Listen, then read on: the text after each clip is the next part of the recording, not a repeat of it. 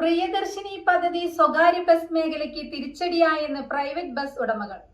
വയനാട് ജില്ലയിൽ തിങ്കളാഴ്ച മുതൽ വിദ്യാർത്ഥികളിൽ നിന്ന് 3 രൂപ കൺസെഷൻ ചാർജ് ഈടാക്കാൻ സ്വകാര്യ ബസ് ഉടമകളുടെ തീരുമാനം.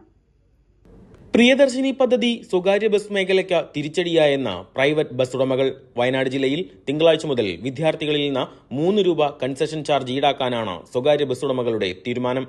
സ്വകാര്യ ബസ്സുകളുടെ സമാന റൂട്ടുകളിൽ സൗജന്യ യാത്രാവാഹനങ്ങൾ എത്തിയതോടെ ഇന്ധനം നിറയ്ക്കാനുള്ള വരുമാനം പോലും ലഭിക്കുന്നില്ല എന്ന സ്വകാര്യ ബസ് ഉടമകളും തൊഴിലാളികളും പറയുന്നു.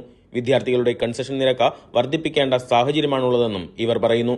പ്രിയദർശിനി പദ്ധതി മൂലം തങ്ങൾക്ക് സംഭവിച്ച നഷ്ടം നികത്താൻ നടപടിയില്ലെങ്കിൽ 10-ാം തീയതി മുതൽ അനിശ്ചിതകാല സമരം സംഘടിപ്പിക്കുമെന്നും ബസ് ഉടമകളുടെ സംഘടനകൾ പ്രഖ്യാപിച്ചിട്ടുണ്ട്.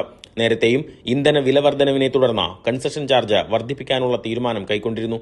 എന്നാൽ വിദ്യാർത്ഥി സംഘടനകളുടെ പ്രതിഷേധത്തെ തുടർന്ന് നിരക്ക് കൂട്ടുന്നത് വേണ്ടെന്ന് വെച്ചിരുന്നു.